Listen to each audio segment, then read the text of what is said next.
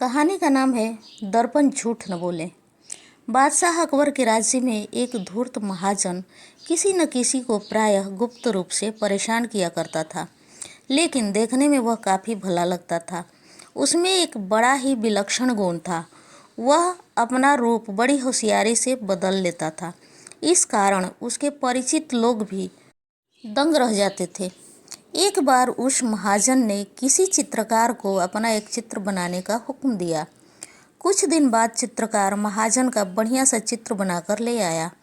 चित्र देखकर उसने अपनी भाव मुद्राएं तुरंत बदल ली। चित्रकार ने उसके चेहरे से अपने चित्र का मिलान किया तो उसमें बहुत अंतर पाया। लाचार होकर वह चित्र लेकर घर लौट आया। फिर जिस रूप में महाजन को देखा था वैसा ही चित्र बनाने लगा। 2-3 दिन बाद उसके नए रूप का चित्र तैयार हो गया। वह उसे लेकर महाजन के यहाँ पहुँचा। महाजन अपनी पूर्व प्रकृति के अनुसार फिर अपने चेहरे में परिवर्तन लाकर चित्रकार के सामने उपस्थित हुआ और चित्र में खामियां निकालने लगा। इस बार भी चित्रकार की समझ में उसकी चालाकी नहीं आई। इस तरह कठोर परिश्रम से चित्रकार ने उसकी आकृति के अनुसार एक और चित्र तैयार किया और फिर महाजन के पास गया। लेकिन उस धूर्त महाजन ने चित्र में कई खामियां बताई जो कि वास्तव में गलत थीं। अब चित्रकार को समझ में उसकी जालसाजी आ गई। चित्रकार ने जब अपना पारिश्रमिक मांगा तो महाजन ने चित्रकार को 2-4 खरी खोटी सुनाते हुए कहा, जब तक तुम मेरी असली सूरत का चित्र बनाकर नहीं लाओगे मैं एक पाई भी नहीं दूंगा। चित्रकार ने सभी चित्र बड़े परिश्रम से बनाए थे। वह दुखी होकर घर वापस आया और सारा हाल अपने मित्रों से कह सुनाया। मित्रों ने उसे बादशाह अकबर के यहाँ फरियाद करने की सलाह दी। वह अपनी फरियाद लेकर बादशाह के पास पहुँचा। बादशाह अकबर ने चित्रकार से सारे चित्र मंगवाए और फिर महाजन को बुलवाया। महाजन आया तो बादशाह ने उसे सच सच बोलने का आदेश दिया।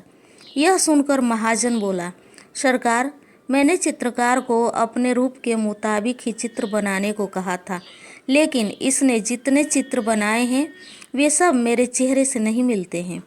बादशाह की समझ में कुछ भी नहीं आया।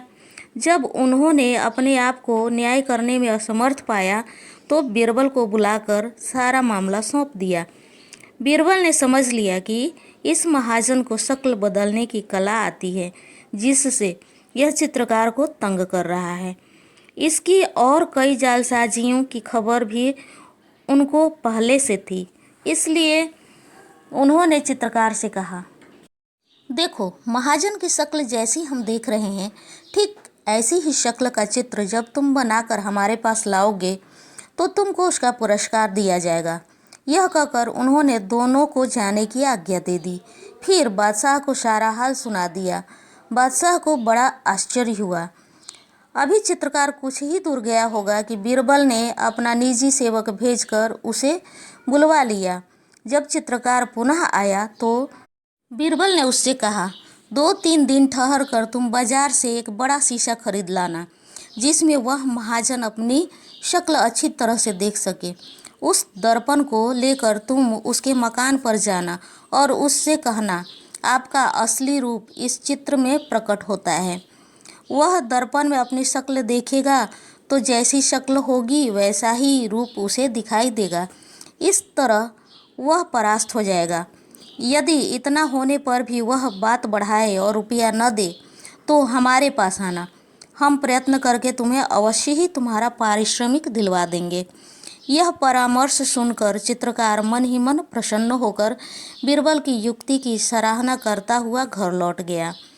कुछ दिन बीत जाने के बाद चित्रकार एक बड़ा सा शीशा बाजार से खरीदकर महाजन के पास गया और बोला, लीजिए, आपका सर्वोत्तम चित्र तैयार है। महाजन ने शीशा देखकर कहा, यह तो शीशा है, मुझे चित्र दिखाओ, वह कहाँ है? यही तो आपके रूप का असली चित्र है, चित्रकार ने कहा। महाजन समझ गया कि बीरबल ने चित्रकार को ऐसी युक्ति बताई होगी। उसने सोचा, यदि मैं स्वीकार नहीं करूँगा तो मेरी खैर नहीं है। फिर भयभीत होकर उसने 1000 रुपये उस चित्रकार को दे दिए। रुपए लेकर वह चित्रकार बादशाह के दरबार में पहुंचा। बीरबल भी उस समय दरबार में उपस्थित था। चित्रकार ने महाजन द्वारा चित्र स्वीकार करने तथा पारिश्रमिक प्राप्त हो जाने का सारा हाल कह सुनाया। फिर उनसे आज्ञा लेकर अपने घर चला गया। बादशाह को बीरबल की युक्ति बहुत पसंद आई। वह अत्यंत प्रसन्न हुए।